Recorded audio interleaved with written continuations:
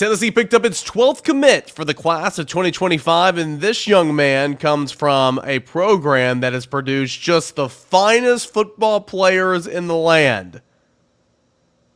More on that in a moment, and why I'm being very, very sarcastic. That's coming up here on a Friday, Locked On Vols.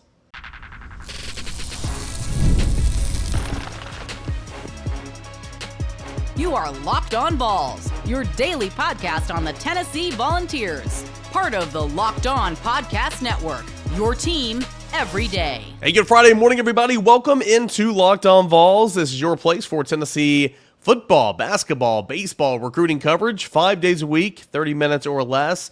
And we got a fun show coming up today. Big shout out to Game Time for making it all possible. Download the Game Time app, create an account, put in the promo code Locked On College. You're going to get $20 off your first purchase. So we do have a fun show coming up today. Nic Moore of Jefferson County High School. That is my alma mater. That's why I was being super sarcastic there in the open. He's a good player. I was not. But nonetheless, Jefferson County Patriots. Shout out Dumpling Valley. That's awesome. Commits to Tennessee. We'll get into that here in segment number one. Segment number two, Tennessee's on to the College World Series Finals. Took down Florida State for the second time in Omaha by a score of 7-2. We'll briefly recap that game a little bit and break down who Tennessee's opponent will be in Texas A&M. That's coming up in segment number two. And then we're going to check in with SEC Unfiltered host and owner Chris Phillips. That is coming up here, and he's going to tell us all about his time in Omaha, what he thinks of the Vols, what he thinks about Tennessee's chances against Texas A&M. All that and more is coming up here on a Friday edition of Locked On Vols. You can watch us, listen to us, subscribe to us, download us, all that for free wherever you get your podcast. So, Nic Moore. Who is Nic Moore? Well, he is now the 12th commit for the University of Tennessee's class of 2025. He is 6'2.5", about 6'3", 290 pounds, about 300 really, from Dandridge, Tennessee, where he attends Jefferson County High School. Again, my alma mater off Dumpling Valley. Spencer Riley was not my coach, but that's who coaches Nic Moore. Spencer Riley is a former Tennessee captain, former Tennessee offensive line. He played both guard and center for Tennessee, won an SEC championship, won a national championship, and that's who coaches Nic Moore. So, whenever Tennessee jumped in on Nic Moore, it was in this spring evaluation period. They were late to the party, okay? But a lot of teams kind of started to gain more and more interest during the spring evaluation period of Nic Moore, a guy that's rising into his senior season. And it was going to come down to, if Tennessee, back to my original point. So when Tennessee kind of joined the party there, I think a lot of Vol fans were like, oh, his coach is Spencer Riley? Yeah, didn't Spencer Riley play for Tennessee? Oh, that's a slam dunk. It's over. Yeah, Hayes in the barn. Not so quite. Not so fast. Nic Moore had a lot of interest from Vanderbilt. He's a super smart guy. Had a lot of interest from West Virginia. And he's also a really good defensive lineman at the high school level. Okay, he's helped Jefferson County, win its region, go a couple of rounds, hosting playoff games. On into the, I want to say, third round last year, or maybe it was the second round they were hosting and they lost to Bearden. We had that game on Rivalry Thursday, but nonetheless, he was a big part of the success for Spencer Riley and Jefferson County last year, and again, couldn't be prouder. But, Nic Moore's a really good defensive lineman, and he had the opportunity to go to West Virginia and play defensive line. And so when it came down to it, I think it was, do you want to go play defense at West Virginia, or do you want to go play offense, at a place like Tennessee or somewhere else? And I think when you look at his skill set, when you look at his body and his physique, he's about 300 pounds already. He's solid, 6'2", 300. He fits the bill of what Tennessee wants in a center. And we know that Tennessee still doesn't really have an answer for after Cooper Mays. And I'm not saying that Nic Moore could step right in and be the center starter day one. Even if he comes in as an early enrollee and hits the ground running, but he could be the long-term solution there. And I think that's important because when Cooper Mays has missed some time the last couple of years, Tennessee's offense wasn't the same when Jerome Carvin was snapping the ball. Tennessee's offense wasn't the same when Ollie Lane was snapping the ball. And they did a good job. It's just, Cooper is kind of what makes this engine run, from the center position. And, Nic Moore fits the bill. And Nic Moore could potentially be that guy in the future where William Satterwhite or a couple other guys who have been practicing center can maybe be Vyson Lang, can maybe be just a bridge, or maybe be just a security blanket. So we'll see. Great coverage over there at VolQuest.com as always from Austin Price and Matt Ray. Austin Price actually talked to Nic Moore, went down to Jefferson County, did an interview with him. at the time of the commitment. And a couple of things from Spencer Riley, the head coach of Jefferson County High School. I won't read them all, but you can go check out the entire interview over at VolQuest.com. First and foremost, they're getting a great young man, Spencer Riley said of Nic Moore. As a football player, he is a super smart kid, understands the game. He will do a good job of picking up the offense. He's super smart. He is physical and a football kid at the end of the day. As a junior, the light switch came on, and the physicality was unmatched. It was just fun to watch him be physical on people that were as big as he was. He's a great kid, comes from a great family. Riley goes on to say, a quote, "I think there are two things that help with it on what he thinks Moore transitioning to center at the next level could be. One, he is super smart. He will learn everything that he needs to know because he is that kind of student of the game. He is so big and physical that he will be able to handle the nose or a shade or the guy beside him in a 3-eye. As he gets stronger and physical in the program, he is going to be a road grader type of guy." Some really, really good stuff there from Spencer Riley, who obviously knows the position. He knows what it takes to play center at a high level in the SEC, and obviously coaches this guy. So, what Spencer Riley says, I'm going to take to the grave because I truly, have a whole lot of weight in there. So Tennessee now has 2 commits for the interior of the offensive line, as he joins Anthony Ogmororo as an interior guy. And, of course, Tennessee's still, trying to win over some tackle bodies, such as David Sanders is the big one. Juan Gasson's a guy. Josh Petty can also play the interior potentially. Jacoby Ward. Those are the names that are out there for Tennessee right now. But Tennessee got a good one in Nic Moore. And it's good because it's never a good sign whenever, a guy from, Jeffs County is considered local, goes somewhere else and is a part of somebody else's program. So good get for Tennessee, becoming the 12th commit of the class. Nic Moore, he is, according to the On3 industry rankings, a 4-star prospect, 321st in the nation, 25th on the interior of the offensive line, and the 10th best prospect from the state of Tennessee. On3 has him as the 250th overall player in the country, 18th best interior offensive lineman, and 6th best prospect from the state of Tennessee. 247 Sports has him at 228, so On3 and 247 Sports, very similar. ESPN has him at 267. Rivals, though they might not have updated the rankings yet, has him as a 3-star and not even in the national prospect list there. So that Rivals ranking is what kind of is bringing him down right now. But really, really good prospect, and I think Tennessee, got a good one. And I think it's great that Nic Moore is committing to Tennessee and not going to play for West Virginia. So certainly, that's a project-type player, but a good fit. And, for me, I think it's really, really cool that another one of the, guys that came from my high school is going to go and play at Tennessee. So proud Patriot alumni right there. Hey, when we come back, we'll tell you a little bit about Tennessee baseball, what it did against Florida State on Wednesday in the College World Series, who Texas A&M is. Goodness gracious, we'll try to get that out there. And all that as Tennessee's playing for a College World Series national championship this weekend against the Texas A&M Aggies. More to come here as we continue on with the Friday edition of Locked On Vols. Stay tuned. Want to see about our friends over at Game Time. If you download the Game Time app, put in the promo code Locked On College, you're going to get $20 off your first purchase. That's Locked On College for $20 off your first purchase. What is the Game Time app? It is an app where you can buy tickets to the next event in your area.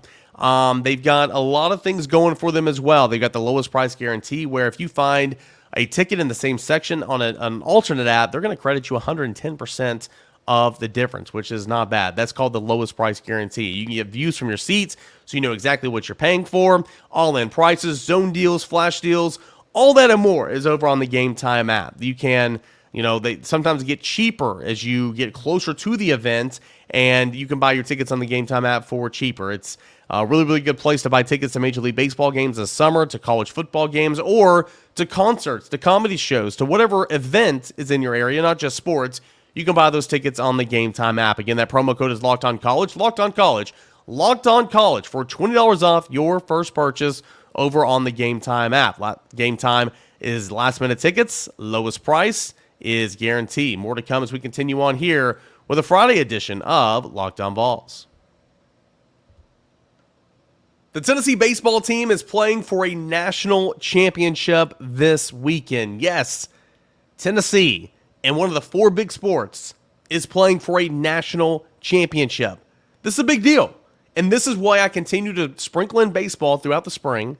And as we get into postseason and towards the end of the spring, I start talking more and more and more baseball, because under Tony Vitello, this Tennessee baseball team is good enough to win it all. And really this weekend, Tennessee baseball is going to be playing for a national championship. Tennessee took down Florida State for the second time in Omaha, eliminating the Seminoles by a final score of 7-2. And Xander Seacrest was just once again phenomenal. He has been the best story on the Tennessee baseball team. And yes, I understand Christian Moore is on the Tennessee baseball team. Xander Seacrest, 6 innings and a third, again, ties a career high. 5 hits, 2 runs, 3 strikeouts, 1 walk, only 76 pitches. Xander Seacrest allowed a pair of solo home runs there with 1 out in the 7th inning, and then he was taken out of the ball game. Just an out shy of, yet that would have been another career high for him. He was just so good, and what he's given Tennessee has been so much more than just a simple win or a loss the last month. Again, if you're under a rock or if you're unfamiliar with Xander Seacrest's game, let me introduce him. His last start of the regular season against South Carolina clinched a regular season SEC championship for Tennessee. His win over, I think it was Vanderbilt in the SEC tournament, put Tennessee in the SEC tournament championship game the next day. His win over Southern Miss won Tennessee the Knoxville Regional. His win over Evansville won Tennessee the Knoxville Super Regional and put Tennessee in Omaha. And his win over Florida State on Wednesday put Tennessee in the College World Series Finals. And potentially, he could start a Game 3 for Tennessee if needed. And maybe that could win the whole thing for Tennessee. Xander Seacrest has been just words can't describe what he's been so far this last month of the season. Good to see Drew Beam bounce back as well, and we spoke on that earlier in the week. But Xander Seacrest, as you know, it's been a day since the game happened. He was really, really good. But Billy Amick that drove in the first run on a fielder's choice there in the first inning. Tennessee got 3 runs in the first inning. Hunter Ensley had an RBI single. Kavaris Tears scored on a throwing error on a failed pickoff attempt. It was 3-0 before you knew it for Tennessee. Tennessee added on another run in the second inning, an RBI single from Blake Burke.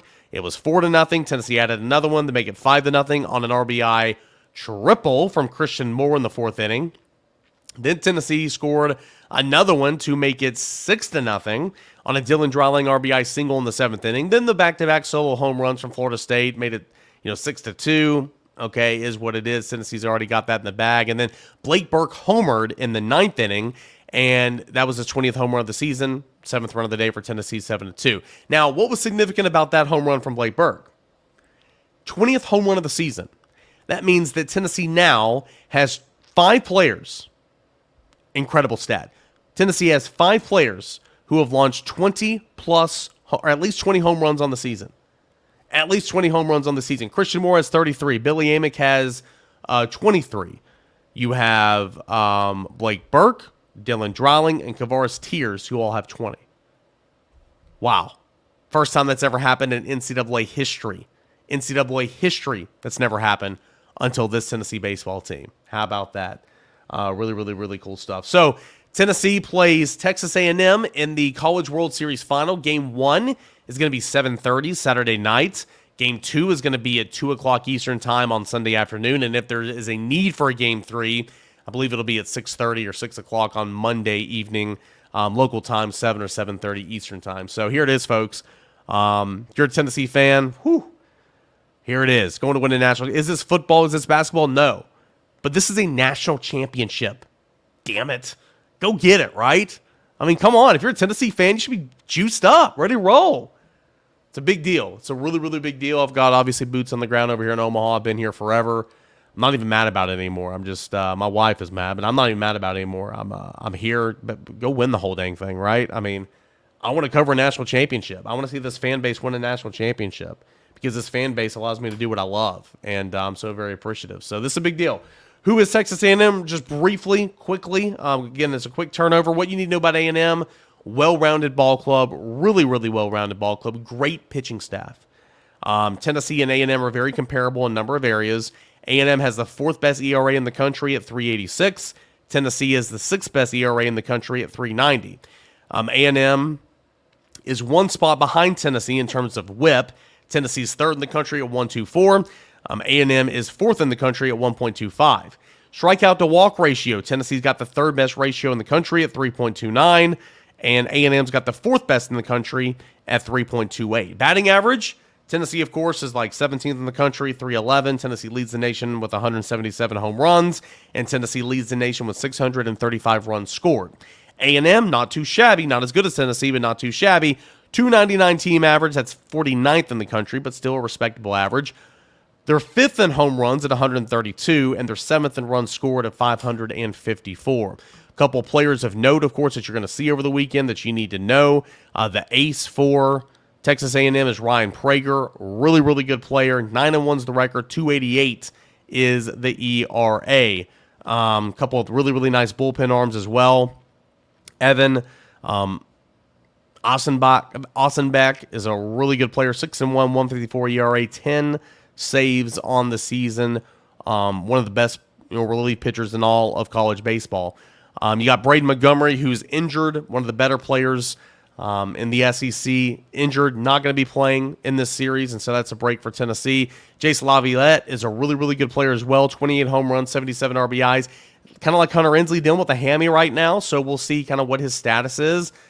He played on Wednesday night's game in the win over Florida, but he's sore as well. But Gavin Grahovic has got 22 home runs. You got 1, 2, 3, 4 players who have over 10 home runs, 3 players who have over 20 home runs. Really, really good ball club. So it's going to be a really, really good series, Tennessee against Texas A&M.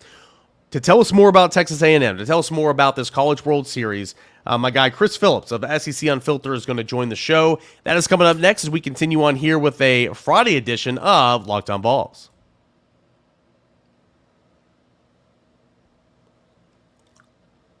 Got Chris Phillips from SEC Unfiltered on the show today. He does a great job covering all things SEC football, basketball, baseball right now here in the spring and summer. He was in Omaha for the first part of the College World Series, and he's now joining us here on Locked On Vols. Chris, thanks so much for the time, man. Appreciate you for joining us. And at the top, I've heard some feedback, so I thought we'd kind of go through some exercises here. Tell me how you say Vol. Well, I now know, Eric, first things first, appreciate you having me. It's a pleasure to be with you once again. It is Vol, V-A-W-L-S. For the longest, I was Vols. I was on the Vols bandwagon. And the great thing about Tennessee fans, I always say, Eric, I'm open to feedback, right? They are not scared to give you some. So right there. Whether you mispronounce Nico's last name or you mispronounce Vols instead of Vols, I promise that I'm going to do my very best to make sure I don't mispronounce anything else. I'm going to overdo it probably with both of those. So hey, they're going to have your back, man. They're going to make sure they're there to educate you. They're going to be super nice about it for the most part. All right, Hey, I'm listen. I'm like a mid-February's hitter, right? I'm getting better with each swing, getting better with each at bat. I'm seeing it better, speaking it better. So we'll get there, I promise. Love it. All right, man. So yeah, you were in Omaha. You saw Tennessee's first 2 games against Florida State and North Carolina. What'd you think about Tennessee's performances so far? Obviously, Friday was historic, come from behind, and then Sunday was kind of business as usual. And then I know Tennessee's played since then with Florida State again. But from what you saw, what's your take about Tennessee?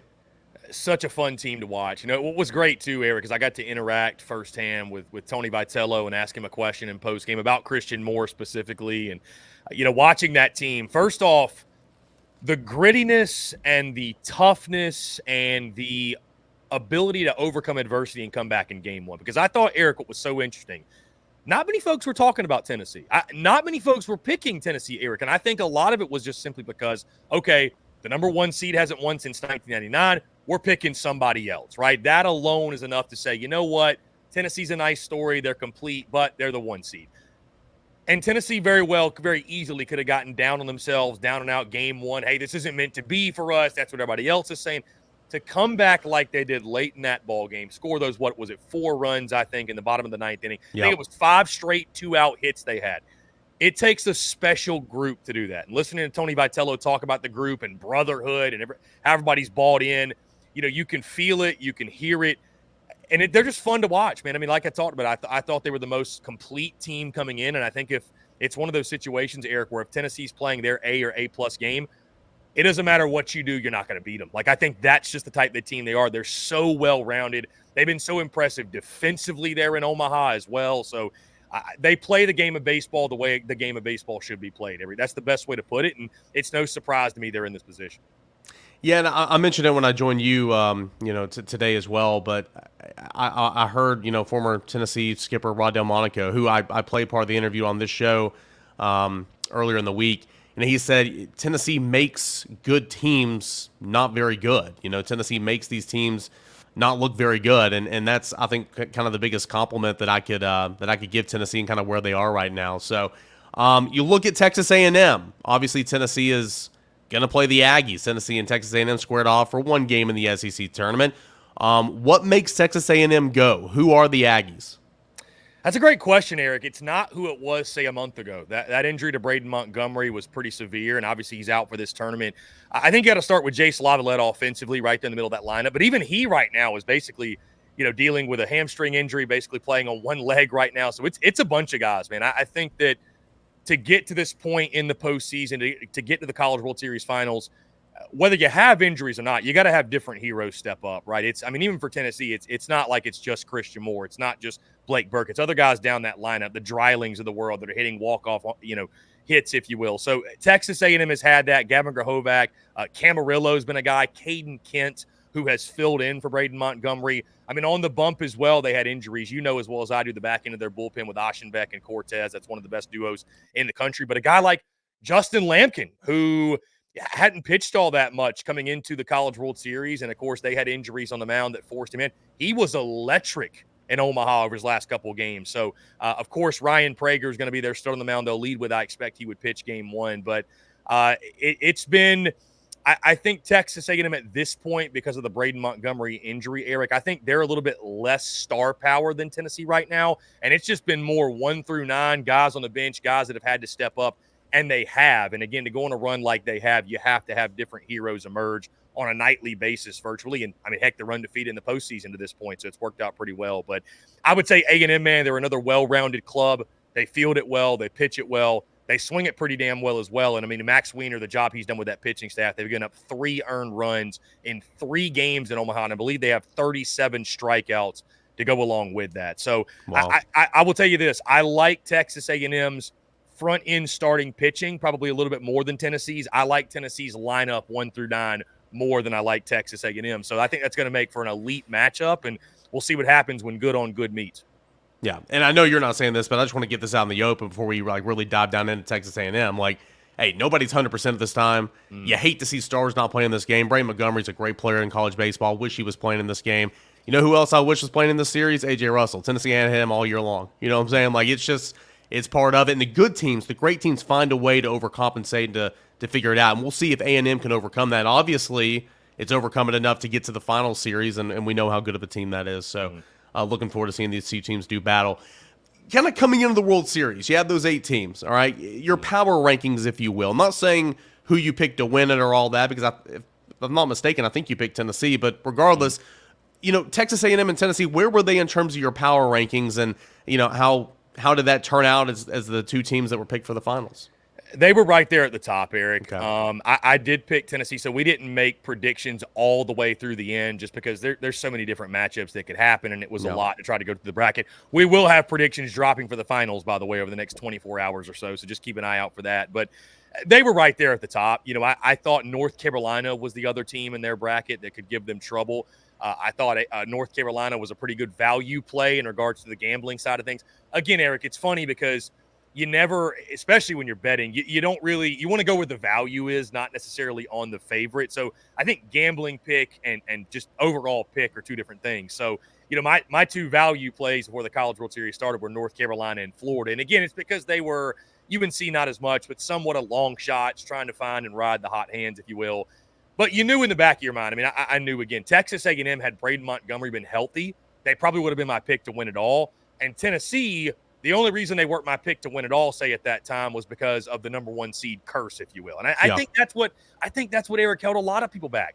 If Tennessee would have been the 2 seed instead of the 1, Tennessee would have been the pick across the board for everyone. So, but for me, you asked me beforehand, I mean, Tennessee, Texas A&M, probably 1-2 for me, honestly, gun to head. I would have picked one of those two teams to win it all.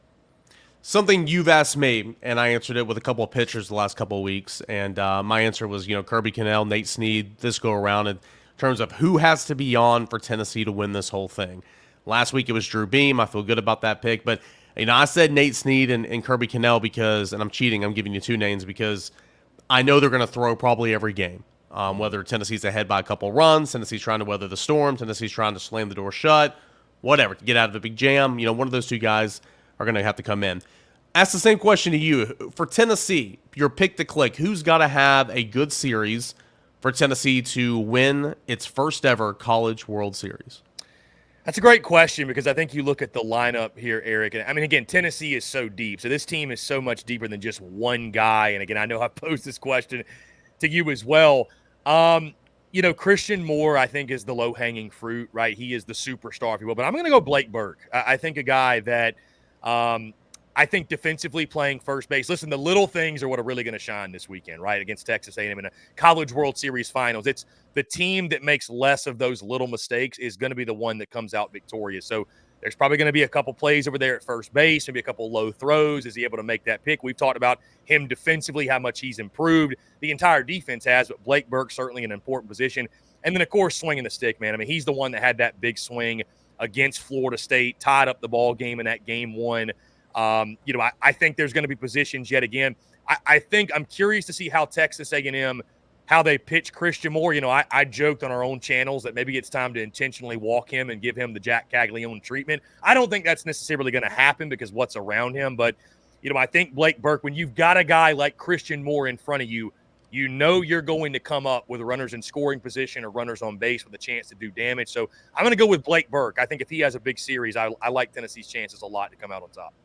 I'm not going to ask you your pick to win the College World Series because I know that's coming up on your channel, so everybody can go check that out over at SEC Unfiltered. But what I do want to ask you is, win or lose, obviously it's been a great year, and Tony Vitello's elite and all that type of stuff. But in college baseball right now, where's Vitello kind of in your power rankings? I mean, you very well could make the case that he's the best coach in college baseball right now. You could say, and again, we'll see what happens this weekend, but you can say, oh, well, he doesn't have a title, doesn't have a championship, and that's fair.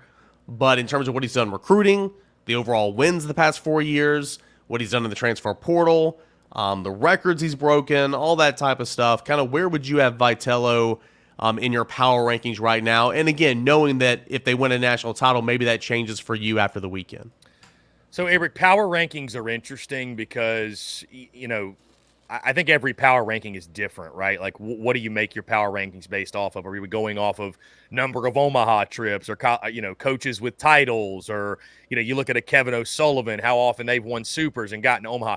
But I'll tell you this, Eric, if I were starting a college baseball program tomorrow, there's not a coach in college baseball I would pick over Tony Vitello. There's just, I think for today's game and what college baseball is and the way you need to be in recruiting in the portal and relatable to players, I think that's never been more important.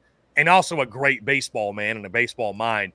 Tony Vitello is that guy. He is the guy I would handpick to run my program. He's the guy I would handpick to navigate my program, and I believe he's going to get it to where I want it to go. And that's why he's been so successful at Tennessee. I mean, Eric, let's call it for what it is. He took a Tennessee program that respectfully, I don't know that baseball was ever even on the radar, and he has made baseball in Knoxville must-see TV. I mean, it's going to be painted with orange in Omaha at Charles Schwab this weekend. You know that, and I do as well. So what he's done at a place like Tennessee is nothing short of, I don't know if miraculous is the right word because I'm not saying it was impossible, but you really need to appreciate the greatness. I think I saw a stat, Eric, that Tennessee baseball history, there have been, I believe, 5 50-win seasons in history, and he has 3 of them. So, yeah. I mean, when you really break it down and put it into perspective, what he's done in Knoxville has been incredible. And again, if I was starting a program today, there's nobody else that I would go with other than Tony V. And by the way, also, he's an electric factory in post-game pressers. I was in the presser when he quoted Ace Ventura, said, buckle up saddlebags, you got to go beat somebody good today.